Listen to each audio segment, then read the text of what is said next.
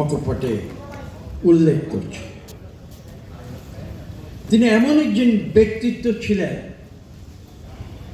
আমি একটু গল্পের ছলে অথবা হালকা ভাষায় বলি,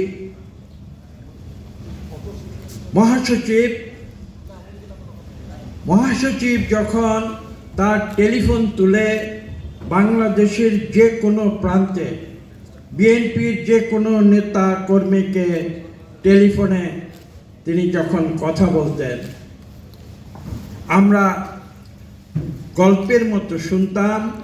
অপর প্রান্তে যে টেলিফোন ধরত সে তখন তাৎক্ষণিকভাবে ব্যারিস্টার সালাম তালুকদারকে সম্মান দেখানোর জন্য টেলিফোন হাতে নিয়ে সে দাঁড়িয়ে পড়ত। এই কিংবদন্তির মতো কথা আমরা কিন্তু নিজের কানে শুনেছি। আজকে রাজনীতি কোন পর্যায়ে এসেছে, রাজনীতি নেতা কর্মীদের মধ্যে সম্পর্ক কোন পর্যায়ে গিয়েছে, সেটা আপনারা বিবেচনা করবেন। কিন্তু যখন আমরা সালাম তালুকদারকে মহাসচিব হিসাবে দলের দেখেছি, আমরা জেনেছি তার ব্যক্তিত্ব, তার পাণ্ডিত্য এবং তার উৎকর্ষ, এবং সেখান থেকে আমরা রাজনীতির পাঠ নিয়েছি। আমি ব্যক্তিগতভাবে তার প্রতি চিরকৃতজ্ঞ। তিনি আমাকে যেভাবে রাজনীতিতে আমাকে সামনের দিকে তিনি নিয়ে এসেছেন, আমি সেই ঋণ হয়তো শোধ করতে পারবো না, কিন্তু যখনই তার কথা মনে হয় আমি অন্তরে এমন একটি বেদনা অনুভব করি যেটা ভাষায় প্রকাশ করা সম্ভব না। আমি নিজেকে গর্বিত বোধ করি জনাব সালাম তালুকদার সাহেবের যে শেষ যাত্রা, যেটা ঢাকা তেজগাঁও বিমানবন্দর থেকে তার নিজ বাড়ি পর্যন্ত হেলিকপ্টারে হয়েছিল। সেই হেলিকপ্টারে আমি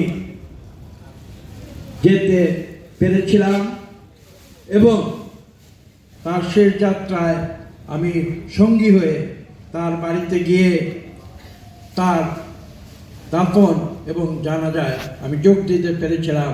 সেজন্য আমি নিজেকে ধন্য মনে করি। শুধু তাই নয়, আপনাদের স্মরণ আছে তিনি যখন আমেরিকায় চিকিৎসার জন্য গিয়েছিলেন, তখন আমি সেখানে ছিলাম এবং তার সঙ্গে ছিলাম, এবং আমি দেখেছি তার মনোবল এবং তার মানসিক শক্তি, এবং বিশেষ করে তার রাজনীতির যে প্রজ্ঞা, রাজনীতির যে দৃঢ়তা, সেগুলো শিক্ষণীয় বিষয়। একজন মহাসচিব সত্যিকার অর্থে যে ভূমিকা পালন করতে পারেন তার জলজন্ত দৃষ্টান্ত ছিলেন ব্যারিস্টার আব্দুস সালাম ভাই। আমি এক নয় একাধিকবার বিভিন্ন সময়ে আমি দেখেছি তিনি মহাসচিব হিসাবে কিভাবে তার কঠিন দায়িত্ব তিনি সঠিকভাবে পালন করেছেন, এবং তার কাছ থেকে একটি